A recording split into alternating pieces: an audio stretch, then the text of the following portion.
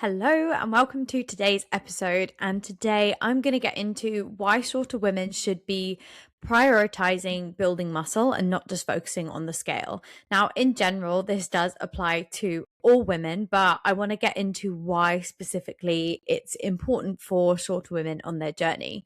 So you might be someone, if you haven't strength trained before, maybe you are someone who is doing everything right. You're doing all the things that you feel like you should be doing. So, you're getting your cardio in, you're eating less, but you feel like you either look the same, even though you're doing all this exercise, or you're losing weight, but your body is staying the same shape. It's not giving you that toned and defined look that you actually want.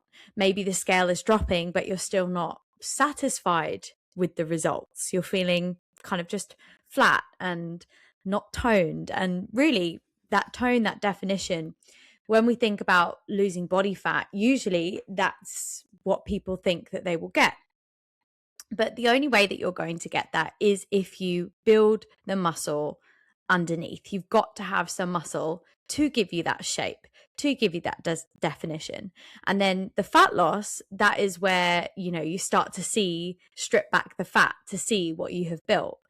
And I think this is particularly prevalent for shorter women because when you are in a fat loss phase, and when you're smaller and, maybe you have more body fat to lose, but particularly when you are getting kind of closer to the end result, or maybe you've only got 3 to 5 kilos to lose, and that's what makes you feel more comfortable in your body, you will find it harder to lose that weight because you have less, your body is already using less energy to survive from being smaller.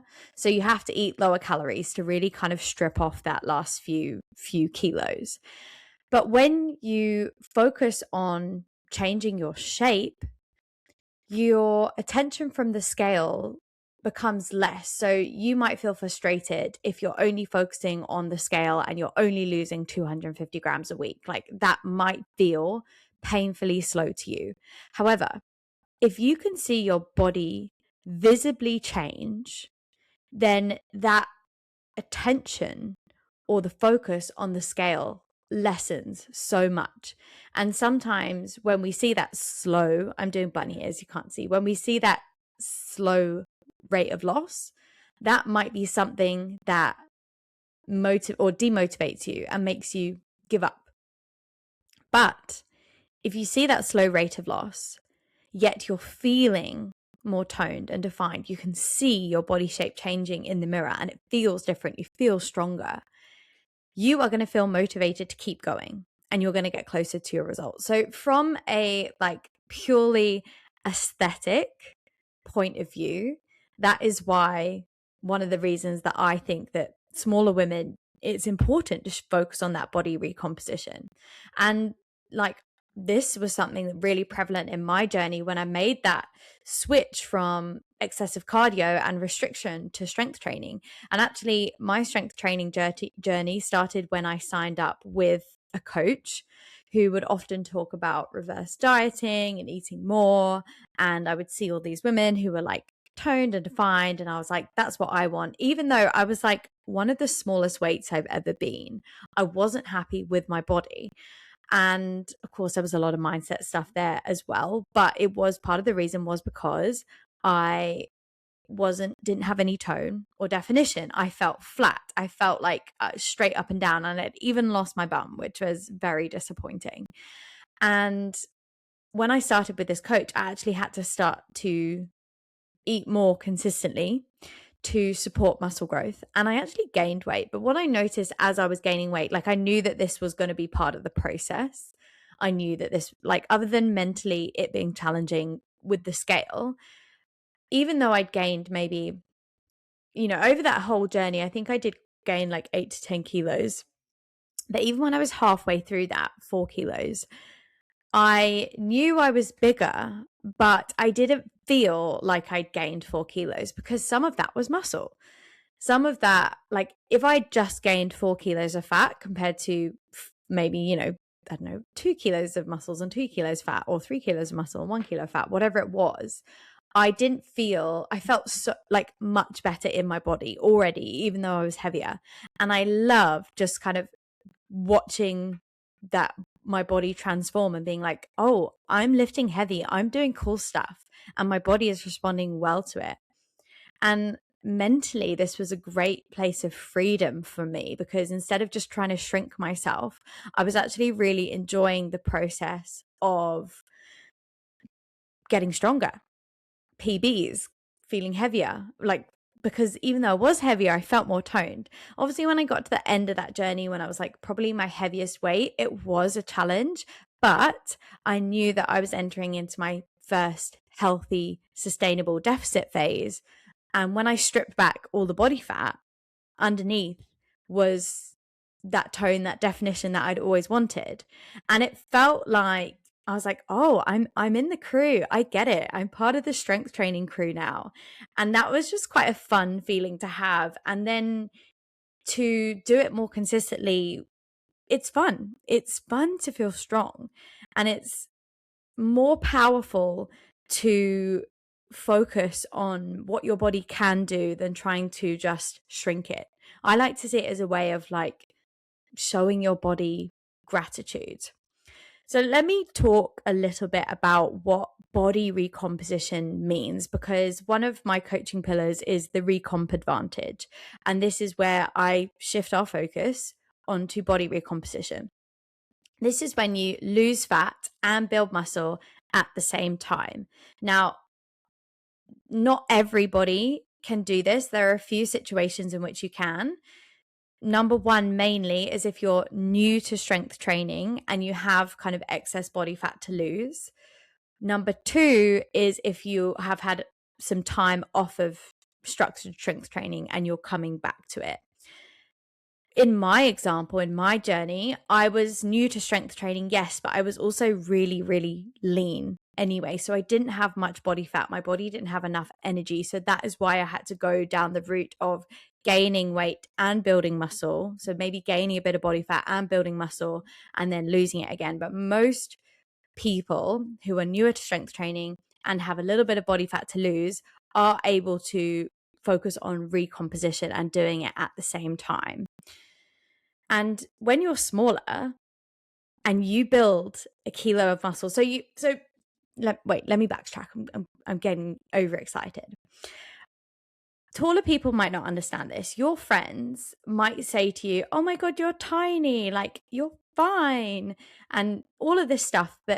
And you know in yourself, maybe you've only got a couple of kilos to lose, but 1 kilo of fat on you is like appears more than 1 kilo of fat on someone who's taller than you. So even though it might only be a few kilos, you know what feels more comfortable in your body. And although this is frustrating when it comes to body fat, it's also positive when it comes to building muscle, because 1 kilo of muscle on you is going to look more visible and obvious than 1 kilo of body fat on someone who's taller.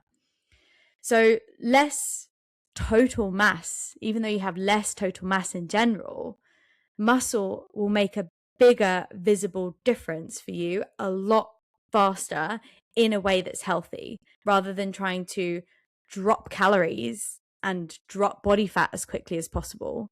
You can focus on losing body fat and building muscle at the same time, and this is healthy. This is a good thing to do. And you are going to see much more visible difference. And if you're dieting just without strength training, you are going to feel a lot flatter in your body. Your body shape will change, become more like straight up and down. And maybe this is something that you want, but it's because you lose muscle as well as body fat, and you lose bone density as well. And this is dangerous territory. And I talked about this last week on my podcast. For people who are on GLP-1s and not strength training at the same time, when you lose muscle, not only does it make you feel softer, but it also slows down your metabolism. And when you're smaller, we need the metabolic advantage. If we can gain a kilo of muscle, and that means we can burn extra calories in a day, that is a huge advantage to us if we're in a deficit, or if we're maintaining, because it means it allows us to eat more food. So this is another reason why it's particularly important for smaller women. Every little helps. So I want to be clear though, first of all, to build muscle, you do not need to be in the gym 5 days a week. I think a lot of people think that when they start a new exercise regime, you have to be doing it near on every day, 5 days a week. Myself, I only train 3 times a week. I have clients that have seen visible difference on just 2 times a week. Studies show just doing 2 lots of 30 minutes strength training is enough to start to grow muscle, to see a visible difference, to get the health benefits from it as well. It's the minimal effective dose. Now, if you can do 3 30-minute sessions a week, great. I honestly think 3 is quite a sweet spot. But even if you can just manage 2, that's important. And there is a difference. It's important to know this because you might think, oh, I do go to the gym. There is a difference between training for body recomposition and just working out. So if you're going to the gym, maybe kind of doing the exercises you like, just kind of challenging yourself a little bit, but it's different each time. Or maybe you're going to a weights class where it's different each time. Or maybe you're going to like a reformers Pilates and you feel the burn, or you're going to pump class and you feel the burn. Those kind of exercises aren't going to be building muscle.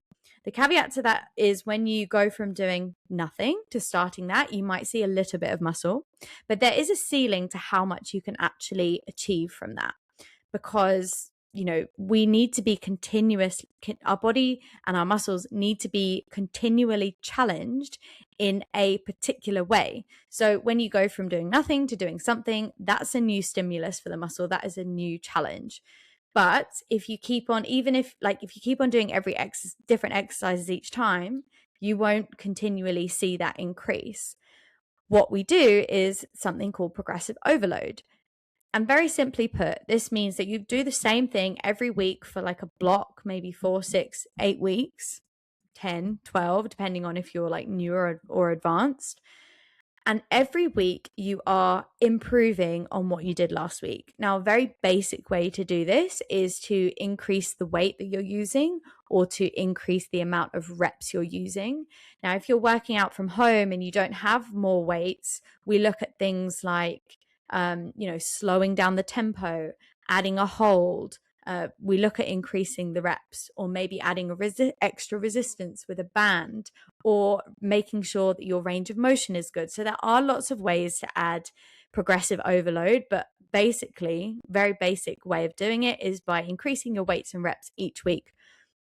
I use an app with my clients so that they can see all the video demonstrations and write down their weights and reps, so that next time they open the workout, it's already there and they don't need to carry like a notebook or have write it down on a Google Sheets or anything like that. It's all handy in one app, and that way you can keep track of how you're progressing, and you know that you're working in a way that is building muscle.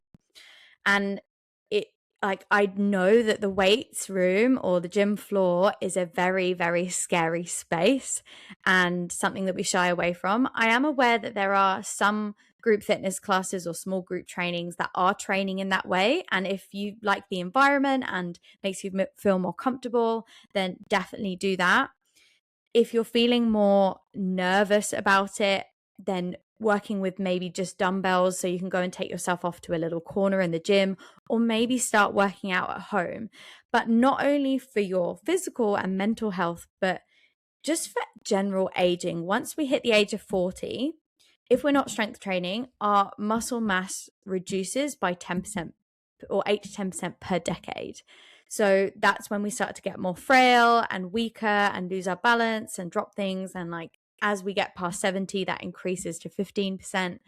And you start to kind of lose control of your body. And you can combat this and keep your metabolism up and just be healthier and stronger and live longer by just doing an hour total a week of strength training. So remember, it doesn't have to be smashing it in the gym 5 days a week. Just that small amount will be enough.